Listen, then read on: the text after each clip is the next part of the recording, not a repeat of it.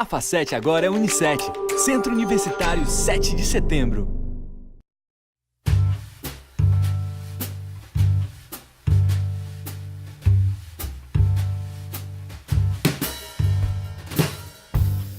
Olha, eu acho que eu sempre fui um cara de planejamento e redação, sempre fui um redator. Em tudo, ganho minha vida em tudo como redator. E planejamento, tudo que eu faço, eu uso planejamento que eu aprendi em propaganda com um grande mestre da USP, professor Moraes, que era um cearense, professor da USP. Eu estudei em São Paulo, fiz 2 cadeiras aqui na UFC, mas eu estudei na FAAP, na Casper Libra, fiz jornalismo e fiz propaganda na Casper Libra. E eu aprendi muito planejamento, sempre fui um cara de planejamento e criação. E essa questão de planejamento me ensinou a conceituar. Todas as campanhas do Dragão, por exemplo, você pega um festival desse, Maloca tem um conceito, que é o conceito. Você pega o subtítulo, Maloca é o encontro de todas as tribos. Por quê? Porque o Ceará é indígena. Tudo é tudo conceituado, tem planejamento. Tudo que tem no Dragão é planejamento. E o Dragão é um pouco essa ideia também. O Dragão é uma obra minha. Eu fui o arquiteto Fornilho, mas é um projeto meu. E tem a ver com a minha vida, com a Praia de Iracema, tudo que eu vivi aqui no Ceará. Então eu acho que eu aprendi muito com planejamento de propaganda, com texto de propaganda. Eu sou um cara de texto curto, impactante, e isso é uma coisa da tradição da propaganda, literária também. Hemingway, Nelson Rodrigues escrevem assim. São dos meus 2 escritores assim que eu penso em texto. Eu vejo o texto de Nelson Rodrigues, vejo o texto de Hemingway, eu digo, esse cara sabe, escreve dentro de um padrão publicitário, mas romanesco, bonito, etc. E então eu acho que essa ideia de planejamento, de conceito, de você montar uma ideia e pensar o público, qual é o público, a quem que eu me dirijo, estratégia de comunicação. É uma coisa que eu fiz a minha vida toda. Todas as coisas que eu fiz, desde o Dragão do Mar, eu fiz uma televisão, fiz 2 museus, eu fiz muita coisa. E é um pouco nessa ideia de estratégia de planejamento.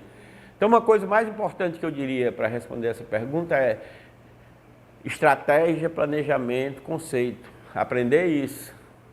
A maioria das pessoas não estuda isso em publicidade, tem que estudar planejamento. Rapaz, eu fiz uma campanha famosa, que o Gilmar cita no livro dele de publicidade, como uma campanha que tem um pouco essa procura, que era uma campanha para o Pão de Açúcar, que eu falava, Natal cearense, é diferente, verde, é procurar dar dentro da lógica do Ceará, antropológica. O que é a lógica antropológica do Ceará? O Ceará é sertão, vaqueiro, o gado, não tem açúcar, etc. E o mar, o litoral. Eu tenho um livro sobre isso, sobre essa dialética sertão-mar. Dentro dessa dialética, a publicidade tem que falar das coisas que a gente se reconhece, a maior parte dos momentos. Então, a publicidade é capaz de criar isso, esse reconhecimento de não uma identidade. Eu acho que não existe uma identidade, existem muitas identidades e elas, como dizem os italianos, la donna è mobile, a identidade é uma coisa mutante. Então, eu acho que a publicidade cearense tem que falar do nosso povo, da maneira da gente comer, da maneira da gente... do humor cearense, por exemplo. Eu tenho um comercial famoso que é brincando com o humor cearense. Talvez seja um comercial assim, que do ponto de vista de recall, seja o comercial mais popular assim, da história da propaganda. Eu digo isso porque é um comercial muito badalado, assim, em termos você fala para qualquer pessoa que... a maioria das pessoas que tem mais de 30 anos conhece, entendeu? Na época e tem comerciais sofisticados também, mas que tem a ver com o Ceará. Por exemplo, tem um comercial meu que é de água mineral em Indaiá, que é o cara tocando a nona sinfonia do Beethoven nas garrafinhas, aquele negócio de tocar nas garrafinhas. Aí todo tom que toca a nona sinfonia e no final só assina. A água mineral em Indaiá combina com pureza, que tem a ver com as tradições da nossa cultura. Então, acho que é um pouco pensar isso. Eu trabalhei com 2 pessoas geniais, assim, geniais mesmo, fora da caixa. Os 2 caras mais geniais da propaganda cearense foi Augusto Pontes, que foi o maior cara de planejamento da história, que era um um gênio, além de ser um grande compositor, um grande teórico, foi um cara de planejamento maravilhoso, que um pouco me inspirou essa questão da publicidade cearense ter uma cara.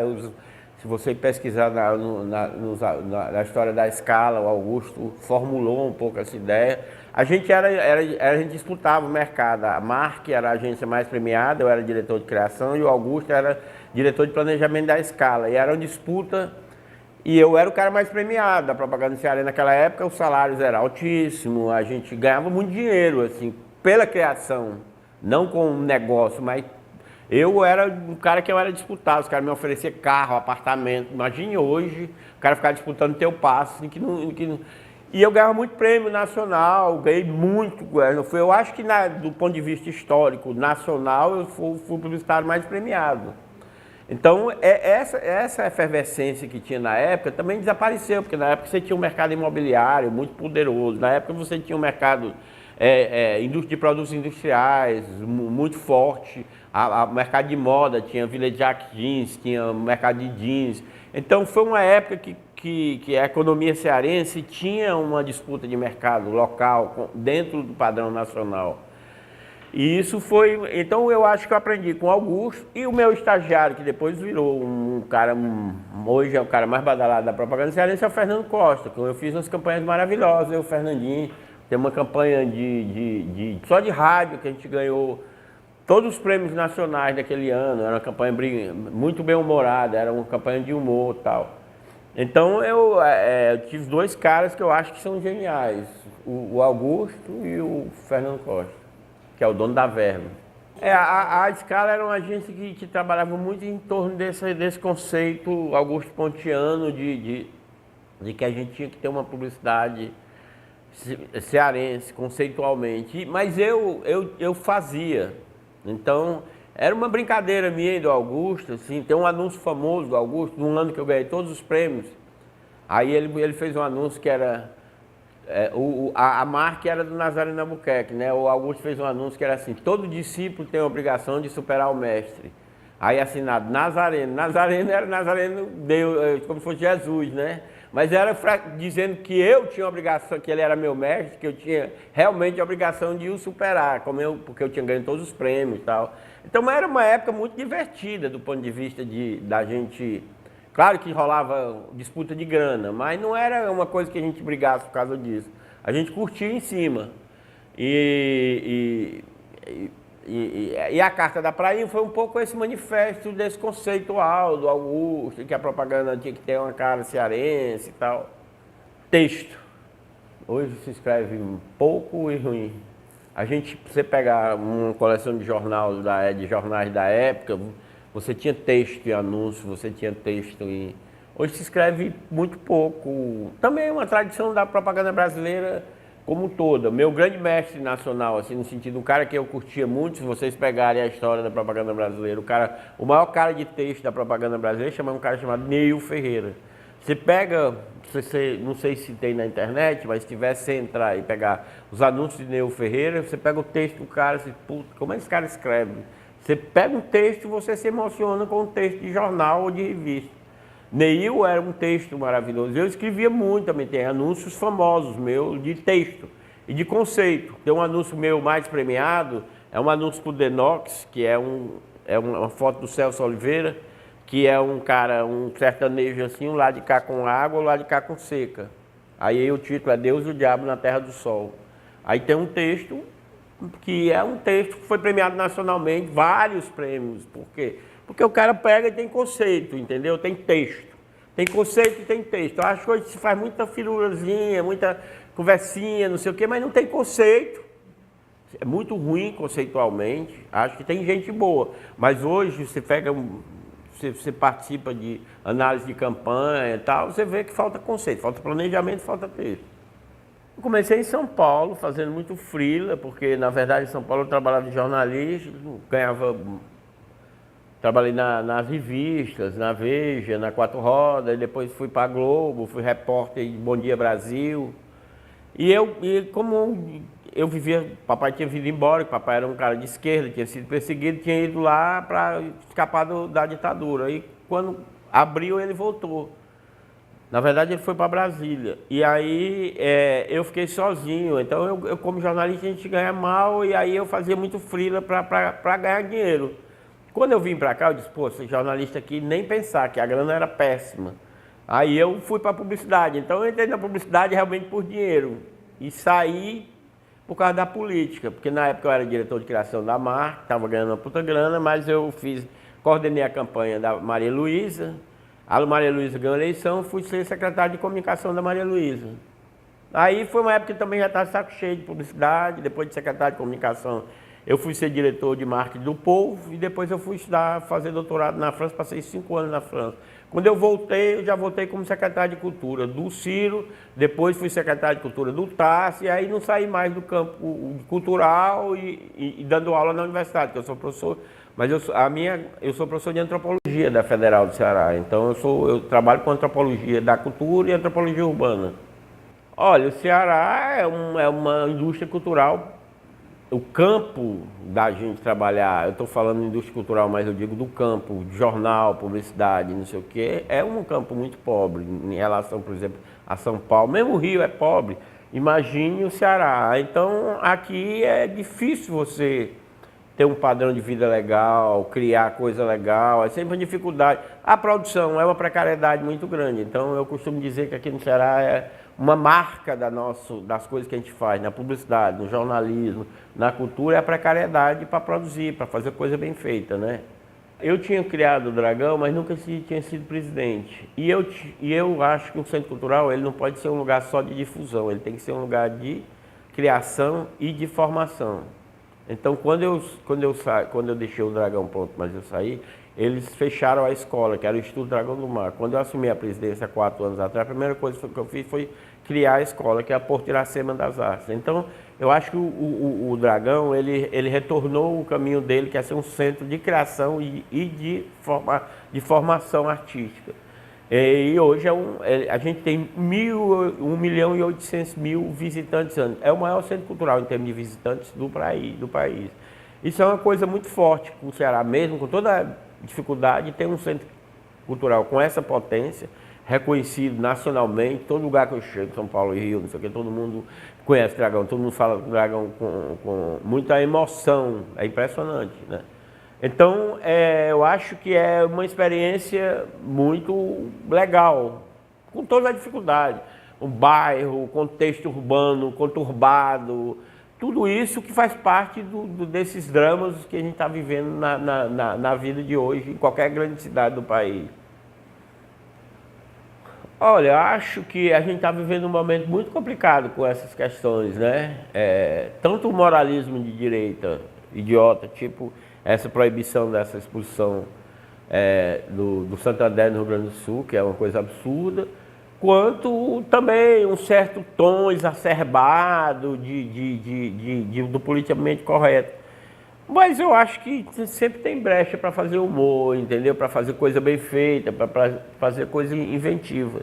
É só você ter sensibilidade de não machucar as pessoas. Acho que tem muita gente importante, tem um redator maravilhoso como o Gilmar de Carvalho, é um dos maiores textos desse país, escreve muito bem o Gilmar. Eu acho que todas as gerações deviam ler os anúncios do Gilmar. Você tem uma redatora que hoje trabalha comigo, Mona Gadelha, que foi uma grande redatora. A Mona, não sei se vocês sabem que a Mona, cantora de rock, não sei o que, foi uma redatora da Escala muito boa. Você tem o Fernando Costa, que você pega as colunas do Fernandinho no jornal, ou os artigos do Fernandinho, os anúncios do Fernandinho também. Você tem um cara maravilhoso como dono de agência, que foi o Barroso Damasceno, de uma sensibilidade, um cara carinhoso, generoso. É difícil dono de agência com o perfil do Barroso, de coração, de tudo. Tem muita gente legal. A história da propaganda cearense, principalmente dos anos 90, até o ano 2000, foi uma história muito legal. Ainda tem muita gente boa, nova. Mas não tem aquelas agências com grana, com impacto. Só algumas, né? Mas na época tinha muita grana. Na época tinha muita grana, gente bem paga, gente criativa, gente... Hoje em dia está muito diluído, né? Há uma diluição das estruturas de comunicação que faz com que elas fiquem mais frágil. Embora tenha muita gente boa também hoje. Eu não sou passadista, não. Eu acho que o Ceará é uma área... A gente é bom em comunicação, a gente é bom em jornalismo. O Jornal Povo é um jornal bem feito pra caramba, bonito graficamente. A gente tem alguns momentos da televisão bem feita, com todos os equívocos. Eu, por exemplo, fui diretor e fiz uma televisão, fui presidente da TV Ceará. Quando eu era secretário, eu acumulava e refiz a televisão. Até esse conceito de TVC foi eu criei e tal. A gente conseguiu fazer uma coisa legal lá na época. Hoje em dia está meio bagunçada. E fiz a TV O Povo, que na minha época foi uma TV bem bonita, bem charmosa, bem na Praia de Iracema, tinha uns programas super legais. E uma época muito divertida também, foi muito curtida. Eu gosto de fazer as coisas curtindo, com turma criativa, com equipes de excelência. E eu acho que tem muita coisa boa que a gente fez. E o Ceará tem editoras tentando fazer coisas legais, livros legais, acho que a gente vive um momento criativo na área da cultura muito bom, tem grupos novos, tem algumas figuras geniais, Fernando Catatal, você tem Jonathan Doll, e a escola Porto Iracema está produzindo muita gente boa, saindo muita gente legal para andar pelo país e fazer sucesso. E então eu acho que, com todas as dificuldades aqui, acho que o Ceará é um exemplo que a gente tem vida inteligente fora de São Paulo e Rio. Leia e escreva. Não acredite em publicidade que não lê e que não escreve. Tem que ler muito, ler texto, ler publicidade, ler qualquer coisa. Eu sempre falo isso, não precisa ler só coisa chata, não. Leia qualquer coisa, mas leia muito. Leia revista, leia livro, leia internet, leia e escreva e veja quem escreve bem. Veja um texto bom, textos bem impactantes, né? Eu sugeriria, por exemplo, se eu pudesse, eu obrigaria todo estudante de publicidade a ler Nelson Rodrigues para aprender a botar um ponto. Tem um anúncio famoso que eu gosto do Bill Bernbach que diz assim: meus anúncios não terminam com ponto de interrogação nem com 3 pontos, terminam com vendas ou com ponto, né? Então saber pontuar, saber fazer frases curtas, e também quando começar a saber escrever, saber onde é que vai chegar, conceituar, planejar. Falta planejamento, falta texto, falta leitura. O que eu poderia dizer as faculdades precisam trabalhar as cadeiras de planejamento. Planejamento é fundamental, saber planejar. Segundo, escrever, manda esses meninos escrever. Eu tinha aulas com esse meu mestre da USP, que era o Morel, que era só de brainstorm, só de criação. Aulas e aulas, foi quando eu aprendi a escrever texto publicitário. Depois que você aprende a escrever um texto publicitário, você nunca mais desaprende na vida. Para tudo, ele é útil. E depois, procurar níveis de invenção. Quem é que está criando? Quem é que está fazendo campanhas memoráveis? Quais são as campanhas memoráveis? Né? Que vendem e que conseguem ficar na lembrança. Por exemplo, essas campanhas do Posto Ipiranga são muito boas, são um case genial, né? É claro que ele agora já está se repetindo, mas o case é muito bom, né? Tem campanhas boas no ar, todo o tempo tem. A propaganda brasileira é genial. Então tem que ter faro para o que está sendo feito de bom e de inteligente.